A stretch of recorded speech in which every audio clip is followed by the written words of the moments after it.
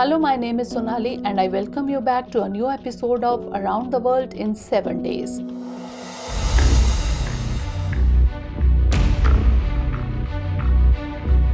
Recently, Prime Minister of India Narendra Modi went on a tour to America which got lot of media attention. But after this, he went to another country whose discussion got overshadowed by the America visit. This was the first visit to Egypt by an Indian Prime Minister in the last 26 years. Many agreements were signed between the two countries. The partnership of the two countries reached the strategic level. If you remember, this year Egyptian President Abdul Fattah al-Sisi had come to India as the chief guest on the Republic Day. Since then, it was being speculated that the relations between India and Egypt are going to warm up. In fact, Egypt is a very important country for India. It is also being seen as a gateway for Indian investment in Africa. Not only this, even as an Islamic country, Egypt does not remain aggressive on India like Pakistan, Turkey or Iran. Then India also has to increase its reach among other countries in Africa. In such a situation, Egypt is seen as a natural partner.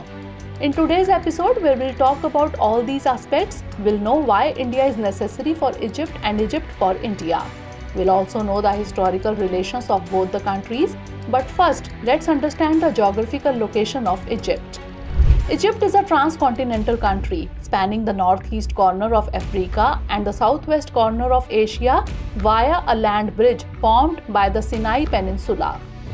It is bordered by the Mediterranean Sea to the north, the Gaza Strip and Israel to the northeast, the Red Sea to the east, Sudan to the south and Libya to the west.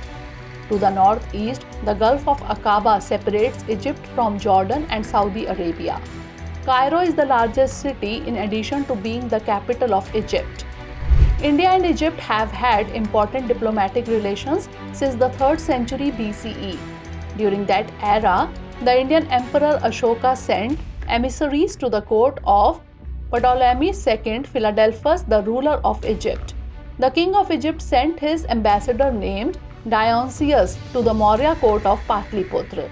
This recorded event lays the foundation of diplomatic engagement between India and Egypt and highlights the far-reaching historical ties spanning the ages.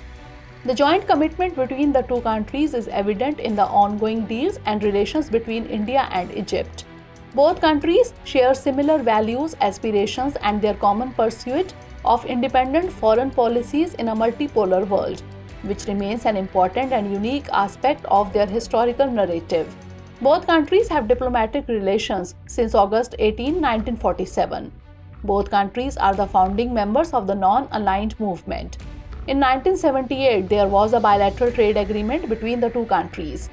The partnership between the two countries has recently been elevated to the strategic level, covering important domains such as political cooperation, defense cooperation, maritime security, food security, economic integration, and concreted efforts on global affairs.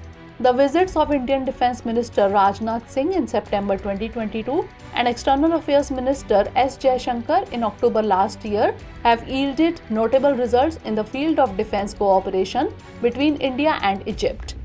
These visits paved the way for the historic start of Desert Warrior, a joint tactical exercise conducted by the air forces of both the countries. India's trade with Egypt in the year 2022-23 is estimated to be around $6,061 million, which is 17% less than the previous year. About one-third of this trade was in the petroleum segment. India is the 6th largest trading partner of Egypt in the year 2022-23, while Egypt is the 38th largest trading partner of India. India has invested in 50 projects in Egypt with a total value of $3.15 billion, while Egypt has invested $37 million in India. PM Modi and LCC signed a strategic partnership during the recent visit. The two leaders discussed ways to further deepen trade, investment, security, renewable energy, cultural ties. The two countries signed 3 MOUs in the fields of agriculture, archaeology and antiquities, and competition law. Now you might wonder why Egypt needs India. As we mentioned earlier, this year on the occasion of India's Republic Day, Egyptian President El-Sisi was the chief guest. At that time, both the countries signed many important agreements. It was decided to increase the current $7 billion bilateral trade to $12 billion in the next 5 years. Also in January this year, for the first time, the armies of the two countries also conducted a joint military exercise. Egypt has also shown interest in buying Tejas fighter aircraft, radar, military helicopters, and Akash missile systems from India. Egypt is still a strong military force in North Africa and West Asia, but the kind of developments taking place in Israel has increased its concerns. Therefore, Egypt wants to collaborate with India in the defense sector. Furthermore, the state of education in Egypt is very poor. It needs India in this area. Then the economy of Egypt suffered badly due to corona, so it is looking for investors. If we talk about India, in the recent years, India has emphasized on the manufacture of indigenous weapons. Instead of import, India is now emphasizing on making its own equipment and weapons related to the defense sector. At present, more than 40 countries are buyers of Indian arms. India also sees Egypt as a prospective buyer. Apart from this, India wants to set its foot in Africa. India has been looking for such an investment route here for years, which can benefit India on a large scale. Between April 1996 and March 2022, India had made a total investment of $73.9 billion in Africa. India has made maximum investments in Mauritius, Mozambique, Sudan, Egypt, and South Africa. If seen from this way, India has become the fifth largest investor in Africa. However, rival China is way ahead. Due to the increasing investment of China, India's shine in Africa fades. That is why it is believed that Egypt can become a route for India to invest in Africa. Egypt is also a good option for India because Egypt is very strong in the politics of West Asia and Africa. Another reason is that Egypt forms the connecting link between Africa, West Asia, the Mediterranean, and Europe. It is also important for India from the point of view of the Indo-Pacific. Also, Egypt has control over the Suez Canal, which is considered important for trade between Asia and Europe. From this point of view too, Egypt can prove to be an important ally in increasing trade for India in the coming times. Negotiations are still going on between India and Egypt for doing trade in currency other than dollar.